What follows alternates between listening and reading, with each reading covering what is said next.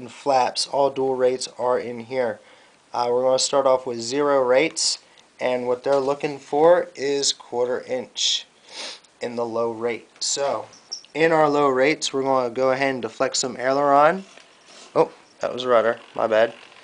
If you look, we have 1/4 inch set in our low rates, both top and bottom, 1/4 inch. And the same goes for the other side, 1/4 inch deflection.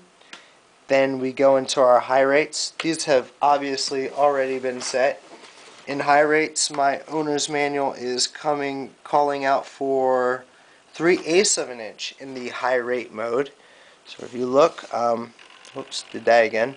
3/8 of an inch, 1, 2, and 3/8 of an inch. I went a little over, almost to half, just to be on the safe side. I want a little bit more throw in case I got into some trouble.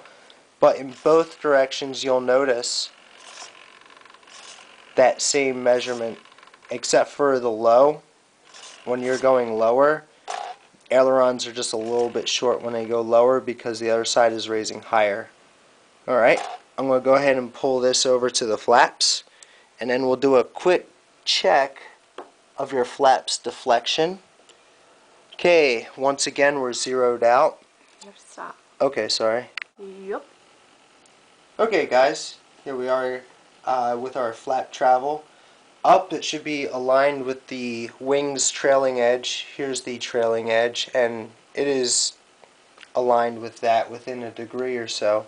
What I'm going to do is I'm going to pop down center flaps, which the owner's manual calls out for 1/2 inch down. And there we go. As you can see, it's on the 1/2 inch mark for down. We're going to go down completely, which is down, and that's 1 1/4 of an inch. There's 1 and almost 1/4. I came out just a little bit short because of the linkages and such. I didn't want that much of a deflection.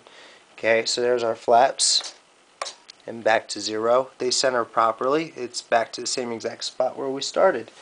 I'll go ahead and pull this off, and then we're going to check the throw of the elevator next. Go. Okay guys, we're about to check the deflection of the elevator, and as you can see going on, after it's done with the flaps and ailerons, she's a bit loose. Okay, we're not going to take measurements like that. What you have to do is try to compress these wires back here, separate the pylons, and then re-bend the wires a little bit just to get more deflection. Be careful to do this equally because you don't want one side to read more than the other. You just want it to be nice and flush right there at 0. Your manual will tell you how to zero this out. I just zero it with this. It's almost flush with that surface that doesn't move right there. I'm calling that about 0. Okay, this is deflection for elevators. There's our 0. We're obviously working in inches because we're in the US. Our owner's manual here for elevator in low rates calls out up 3/8 of an inch and down 3/8 of an inch, or 10 millimeters.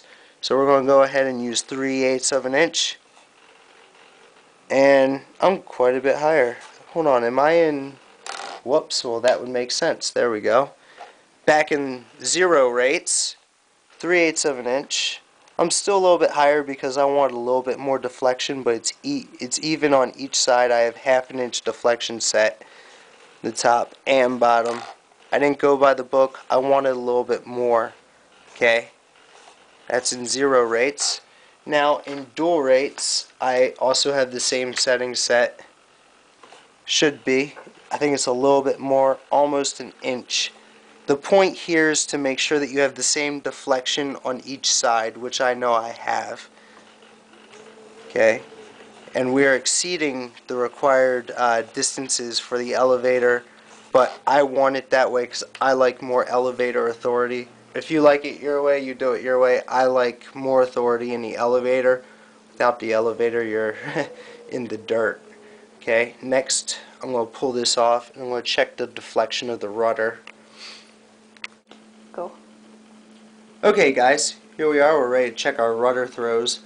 The rudder is especially difficult because physics says it's easier for this machine to stand this way and check deflections.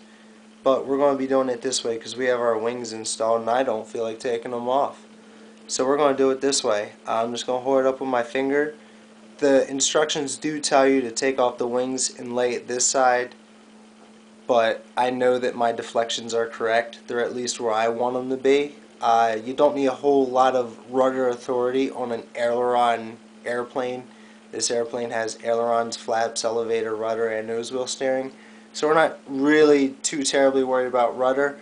Rudder just helps make a more coordinated turn, but we do want our throws to be within the specified recommended manufacturers, specified whatever throws. In here, the rudder low rate is calling for 1 inch. So what I'm going to do is I'm going to put this on there, and I'm just going to hold it with my finger there. And basically, if you get down with the root of the rudder there, like if you're getting the root of the wing, you can see the deflection. Can I stop you for 1 second? Yeah, go. You can go. Alright, we're back. Once again, we're holding up our deflection meter, and we're going to make sure we have 1 inch of deflection both sides. And as you can see, the top of the rudder here, if you watch that, that's going to point at a number. And if you look, what's it pointing at? It looks 1. like we got 1. Does that look like 1? Yep. Alright, so that's in low rates. We have a deflection of 1 inch. In high rates, they're asking for 1 1/4 right and left. Switch to high rates. Let's see if we get 1 1/4. I'm not even sure if I went that far. Yeah, I'm pretty much just 1 inch is good enough for me. If you wanted to go by the book, you could definitely set up your mixes in your DX7 or DX6i to throw 1 1/4. We don't need that much throw. We're not going to be knife edging, really. We're not going to need too much rudder authority. We're mostly an aileron airplane here. And that's about it with how to use this throw meter. Very helpful. I was concerned about the distance of throws I had because I didn't read the instructions properly in the owner's manual and I cut the linkages too short. Turns out they were just a quarter short, and I was able to use the threads to come out and get enough throw. The throws are satisfactory to me. They're more than I'm going to need at this moment. This isn't an aerobatic airplane. This isn't going to do 3D. This is a pattern plane to just dink around in the pattern and have a good time. And all the throws are meeting or exceeding their, required distances. I'm happy with that. This is not an update really for the Bonanza. This is more of just showing you how this works and how important it can be, because if you look in the owner's manual, there is specified throws and you should at least meet what's required for those throws. And that's what we're doing here. I just wanted to make sure that my throws were correct, and they all look good to me. They're exceeding what I really need them to do. And as long as they meet what you're required in the book, you should be okay. And that's what I did here. I set my throws. Everything is equal on both sides. It's important to check your throws on both sides, make sure they're equal. That way you don't drop your flaps and your aircraft goes to one side because a flap is further down than the other. I checked the throws on the flaps. They're both perfectly equal, or at least as close as I'm going to get them or care to get them. So thanks for watching. I hope you enjoy this. The parts are ordered for the, we're getting the Thunder Power ESC. We got the Power 15 motor coming. The retracts are coming. Props are coming. Oh, I'm getting a battery low. Okay, batteries are coming. Props are coming. All these are showing up Wednesday. You can look for an update on the Beechcraft Bonanza 15E on Wednesday, Thursday-ish, depending on how tired I am from work, from earning the money to put this together. Thank you for watching. I definitely appreciate the views, and if you guys have any tips for me or anything that could help me out or help me make a better video for you, feel free to comment. Just tell me what I can do and I'll try and make it better. Thanks again for watching, and Merry Christmas, or Happy Snowstorm, whatever this might be.